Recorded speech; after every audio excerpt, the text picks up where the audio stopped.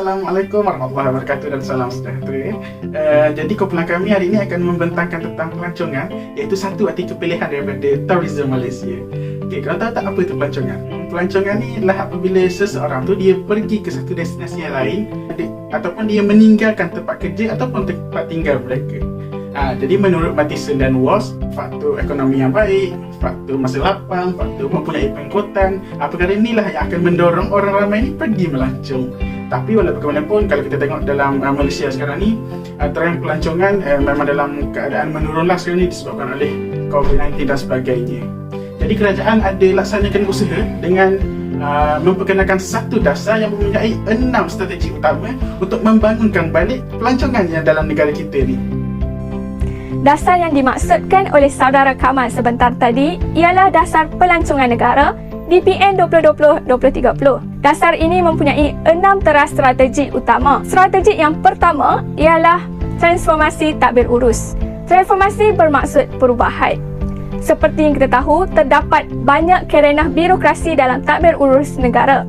Jadi dalam dasar ini, kerajaan nak buat perubahan dan memperkukuhkan lagi sistem tadbir urus negara. Apabila sistem tadbir urus negara dalam keadaan yang baik, jadi ia memudahkan orang ramai untuk melancong ke dalam Malaysia, terutamanya pelancong asing. Hal ini dapat meningkatkan lagi produk pelancongan negara dan dapat memberikan pengalaman yang tidak dapat dilupakan oleh para pelancong. Okey, sekarang kita beralih pula kepada teras yang kedua, iaitu mewujudkan zon pelaburan bagi projek pelancongan yang inklusif.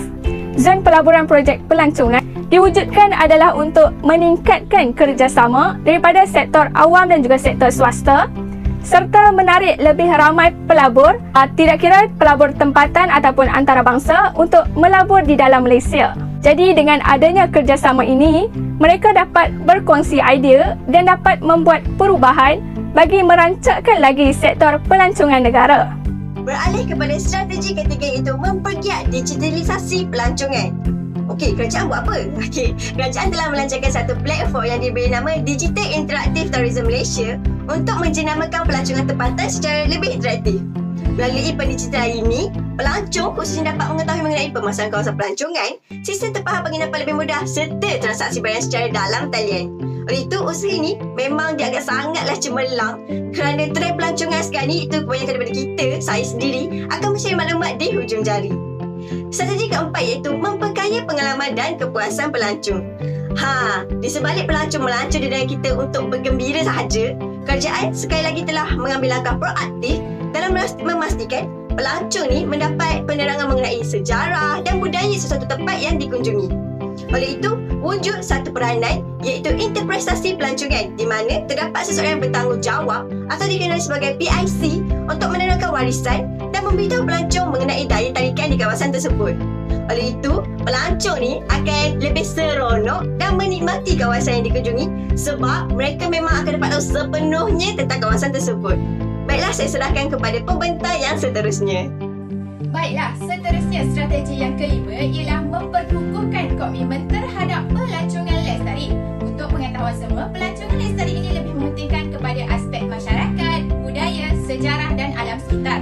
Jadi dalam usaha ini, kerajaan akan memastikan transformasi global seperti perubahan tingkah laku masyarakat, perkembangan ekonomi, perubahan iklim atau wabak tidak mempengaruhi kedatangan pelancong di negara ini. Jadi kerajaan akan menekankan pelancongan lestari ini supaya pelancong mengetahui etika melancong bagi mengurangkan kesan buruk terhadap biodiversiti. Akhir sekali, strategi yang keenam adalah meningkatkan kapasiti modal insan dalam semua subsektor pelancongan. Disebabkan pertambahan bilangan pelancong dari semasa ke semasa ini menyebabkan keperluan tenaga kerja semakin meningkat. Oleh itu, kerajaan telah berusaha untuk menambah lebih banyak bilangan tenaga kerja yang profesional untuk memastikan pengurusan sektor pelancongan ini berjalan dengan lebih efisien dan berdaya saing. Jadi sebab itulah keperluan modal insan ini dikatakan dapat menjadi penggerak utama dalam sektor pelancongan di Malaysia. Itulah ke-6 strategi yang telah dirancang oleh pihak kerajaan. Jadi dengan 6 strategi yang kerajaan telah usahakan ni, dia akan memberi kesan kepada alam sekitar Malaysia. Kalau kita tengok, yang pertamanya ialah memberi kesan positif kepada ekonomi negara. Sebab apa? Sebab kerajaan ini dia akan tingkatkan kapasiti modal insan dalam semua subsektor pelancongan. Jadi secara automatiknya tinggilah peluang pekerjaan kepada penduduk. Contohnya macam pemandu pelancong, pekerja restoran, pekerja hotel dan lain-lain lagi lah. Selepas tu dia juga akan membantu pembangunan infrastruktur. Sebab apa? Sebab pembangunan infrastruktur ni dilakukan adalah untuk memberi kepuasan kepada pelancong. Jadi wujudlah lapangan terbang yang boleh memendekkan perjalanan pelancong. Jadi secara tidak langsung kemudahan-kemudahan ini dapat juga dinikmati oleh penduduk-penduduk tempatan. Jadi yang terakhir ialah boleh menarik pelabur asing ke dalam negara kita. Kalau kita tengok tentang pelabur asing ni, sebab apa? Sebab kerajaan dia wujudkan satu zon pelaburan bagi projek pelancongan yang mana akan tarik minat pelabur lah, khususnya dari segi hospitality, macam hotel, pusat membeli belah dan taman tema. Jadi secara kesimpulannya, kerajaan ni dengan jelas telah berusaha untuk membaik pulih sektor ekonomi ini. Jadi kita pula lah yang memainkan peranan sebagai rakyat untuk menyokong penuh usaha kerajaan ini dengan melancong ke dalam negara kita. Jadi untuk saya akhiri pembentangan pada hari ini, menurut Ibn Battuta, travelling it leaves you speechless then turns you into a storyteller. Sekian daripada kami. Assalamualaikum warahmatullahi wabarakatuh.